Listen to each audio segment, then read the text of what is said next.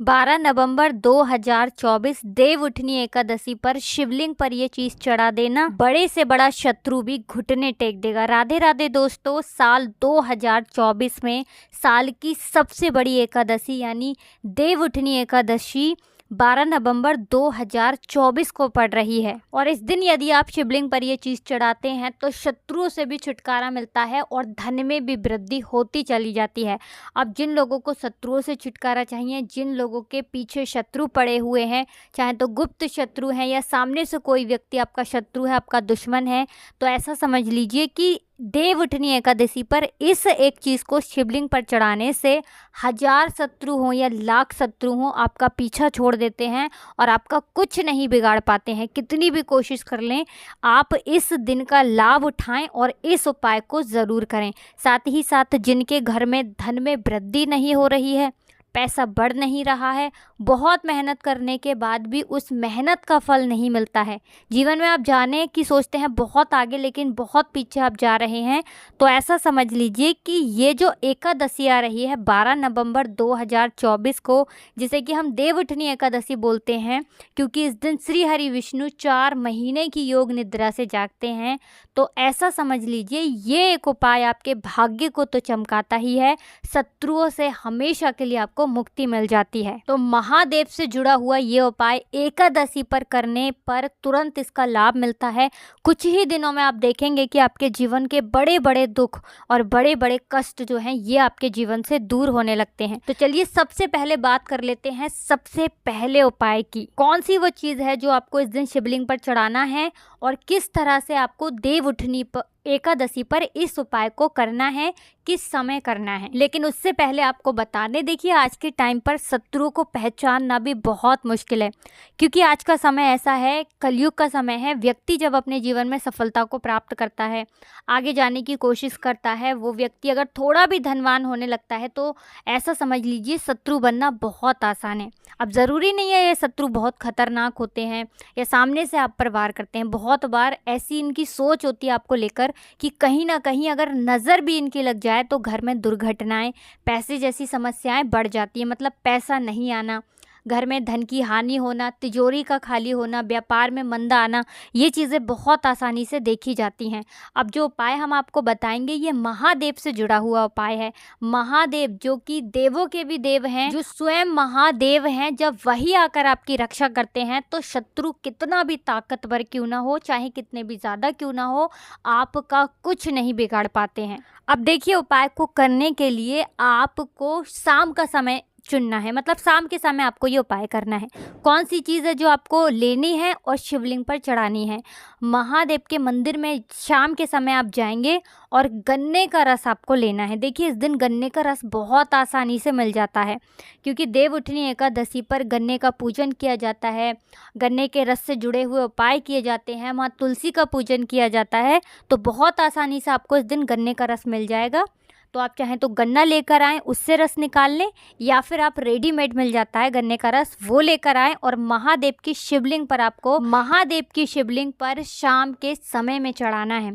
तो आपके घर के आसपास जहाँ भी महादेव की कोई भी शिवलिंग हो वहाँ पर जाएं शाम के समय में।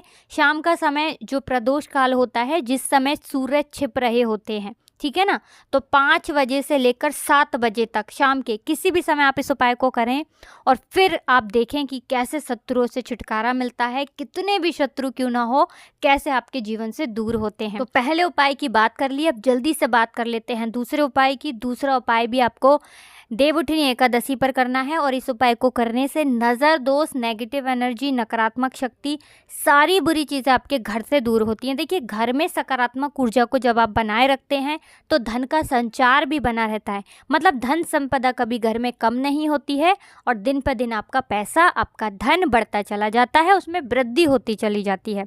आपको करना क्या है, देखिए लौंग जो कि स्वयं शिव और शक्ति का स्वरूप है, 2 लौंग आपको लेनी है। इसे हम लौंग का एक जोड़ा बोलते हैं, यानी कि 2 साबुत लौंग फूल वाली आपको लेनी है, ठीक है ना। फूल वाली का मतलब होता है लौंग साबुत जो होती है उसे ही हम फूल वाली लौंग बोलते हैं, जिसके ऊपर छोटा सा फूल बना होता है।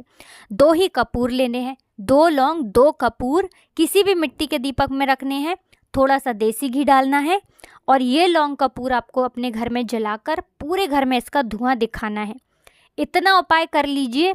देवउठनी एकादशी पर किसी भी समय इस उपाय को कर सकते हैं, सुबह में भी कर सकते हैं, शाम को भी आप ये उपाय कर सकते हैं, ठीक है ना। और उपाय करते करते आपको महादेव का ध्यान करना है, माता पार्वती का ध्यान करना है, भगवान गणपति का ध्यान करना है। उनसे प्रार्थना करनी है कि हमारे घर में जितनी भी नेगेटिव एनर्जी है, नज़र दोष, बुरी शक्तियाँ, शत्रुवादा, सब कुछ हमारे घर से दूर हो जाए और हमेशा आपकी कृपा हमें मिलती रहे।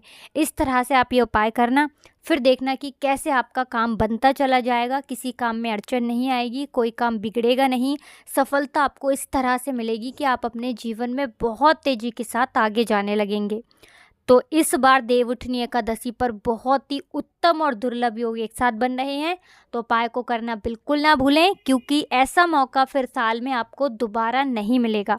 साथ ही साथ इस बार जो दुर्लभ योग बन रहे हैं ये बहुत समय बाद बने हैं, तो इसीलिए इस बार की जो देवउठनी एकादशी है ना, इस दिन ये उपाय आपको ज़रूर से करना है। अब बात कर लेते हैं तीसरे उपाय की, जो कि मनोकामना पूर्ति के लिए है। जिन लोगों की मनोकामना पूरी नहीं हो रही है, जीवन में वो नहीं मिल रहा जो चाहिए, तो देवउठनी एकादशी पर ये दीपक वाला उपाय करिए, माँ तुलसी से अपनी मनोकामना कहिए और फिर देखिए कि आपको जो भी अपने जीवन में चाहिए वो कैसे मिलता है।